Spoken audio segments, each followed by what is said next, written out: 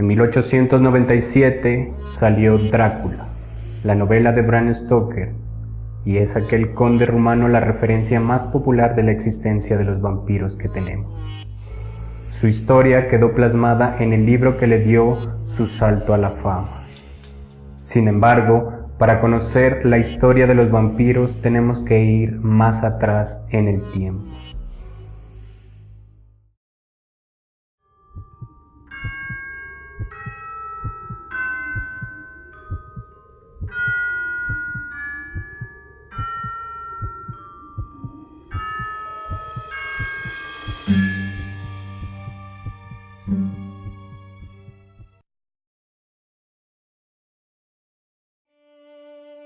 El origen de los vampiros.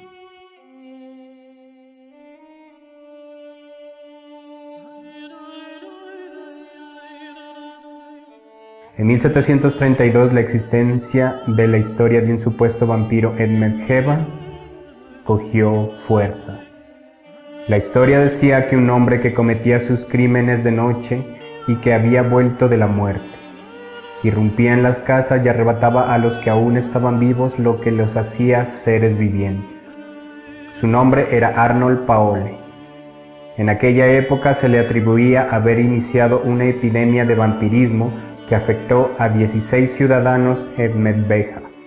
Sin embargo, lo que se conoce de este caso fue gracias a los informes de dos médicos militares austriacos, Flückiger y Glaser. Hay que acotar que en aquella época el desconocimiento sobre la descomposición de un cuerpo humano hizo que el informe de Flückiger fuera tomado como si en verdad hubiera visto un vampiro. Pero la realidad es más normal de lo que parece. El cuerpo de Arnold simplemente estaba teniendo un proceso de descomposición normal. La piel seca permite dar la impresión de tener las uñas más largas y que su cuerpo, al estar enterrado, tenía un proceso de descomposición más lento. Flückiger había adoptado la creencia que venía de la antigüedad de que los no muertos se alimentaban de la sangre de los vivos, y esto ya formaba parte de las supersticiones de la cultura greco-romana. De hecho, en el calendario romano se celebraba un día para ahuyentar espíritus de seres que no habían podido traspasar al otro mundo y quedaban vagando, desdichados en este mundo, muertos, no muertos. Esta celebración tenía lugar en mayo.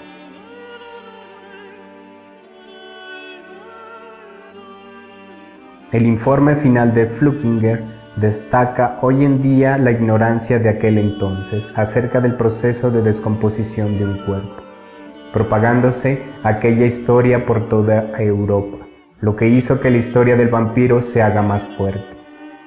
Su informe final decía: está en perfecto estado, no presenta descomposición, había rastro de sangre fresca en los ojos, la nariz, la boca y las orejas. Sin duda, era un verdadero vampiro. Luego de esto ordenó quemar el cuerpo para acabar con el mal y sus cenizas las regresó a la tumba. Además, el informe de Flückiger se fortaleció con las personas que afirmaban haber visto a Paole merodeando por la noche. Incluso algunos afirmaban haber sido infectados y murieron pocos días después. Fue por esta causa que Flückiger exhumó el cadáver, cuando tenía apenas 30 días de muerto. Se dio el mismo tratamiento de incinerar los cuerpos de los fallecidos por haber sido, supuestamente, infectados por Paole.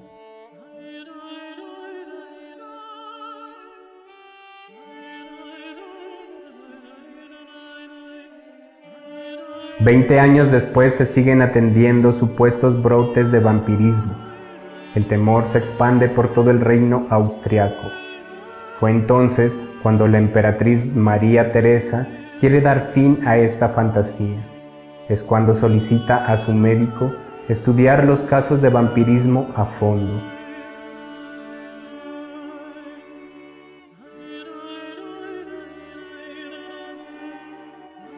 Gerard van Swieten es un estudioso y nada supersticioso quien va a tratar a toda costa de erradicar a los vampiros del reino austriaco, comprobando que no existen. En los casos que estudia sobre supuestos vampiros, afirma que sus procesos de descomposición se dan de forma normal y debido a la falta de aire y el proceso de fermentación se presentaban salida de sangre por los orificios. Además, por eso se tenía un cuerpo hinchado y rosado.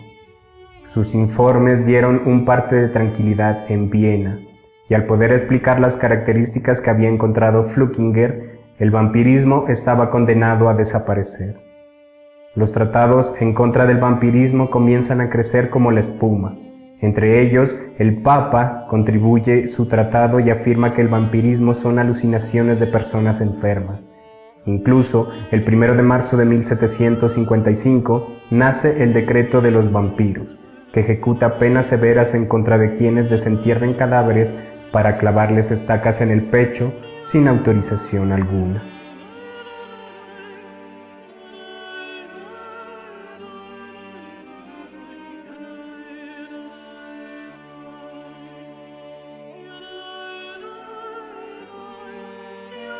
Parecía que aquel mito de ignorantes había terminado. No obstante, nacieron en la población muchas inquietudes. ¿Por qué el Estado presentaba tanta atención a los vampiros? Y además, ¿por qué habían leyes que prohibían buscarlos o matarlos? El Estado estaba ocultando algo.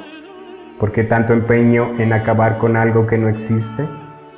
Inesperadamente, el gobierno de Viena, en su cruzada contra el mito del vampiro, como una espada de doble filo, hizo que más personas se interesaran en este tema. El mito de los vampiros creció y junto a él vino el miedo.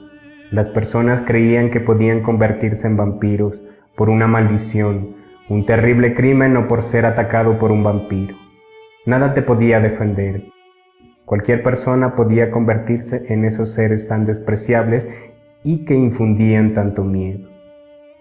El mito siguió vivo, y mucho tiempo después, en una sesión de espiritismo, un escritor escucha la historia de un emperador sanguinario, conocido como Vlad Tepes, el terrible señor de Valaquia, el terrible Vlad el Empalador, quien había hecho empalar a miles de turcos que amenazaban su hogar. Bran quedó fascinado con esa historia y la mezcló con supersticiones de seres chupasangre y su gran imaginación. Y así nació el terrible Conde Drácula, una obra que inmortalizó a los vampiros, porque si bien no fue el primero en escribir de ellos, sí les dio una nueva identidad y características propias de un ser de las tinieblas. En su libro escribe un manuscrito de notable investigación acompañada de fantasía y el toque de una novela de terror que hace que el lector de aquel entonces no sepa si está leyendo una realidad o una perturbadora ficción. Así, el vampiro apareció desde la antigüedad para quedarse, evolucionando en el tiempo, siendo parte de las películas de terror donde un siniestro personaje bebe tu sangre, es frío y letal, incapaz de empatizar con alguien. En su proceso de transformación llegó a ser un símbolo sexual que no quiere hacer daño, pero sea cual sea su representación, lo único cierto es que son inmortales en la cultura popular, ya sea que lo quieres recordar como esa figura demoníaca o ese ser que se niega a perder su humanidad.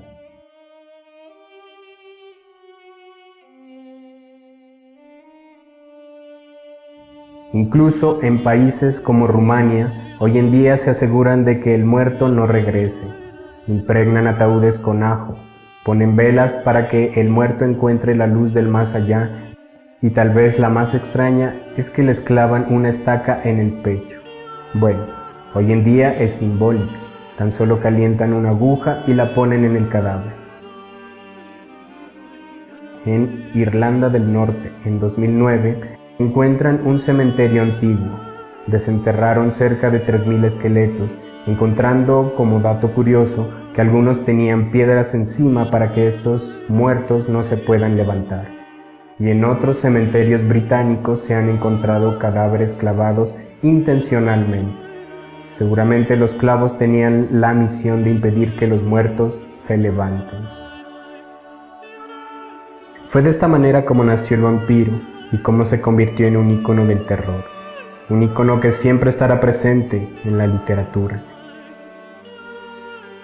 en el cine,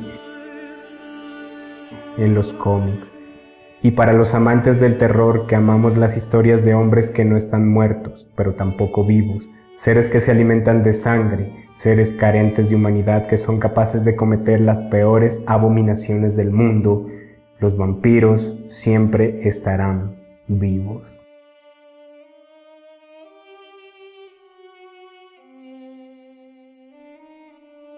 Si el video te gustó, regálame un like. Si quieres escuchar más documentales de este tipo, suscríbete al canal de La Caja Paranormal. Comparte este video si crees que el contenido merece ser compartido.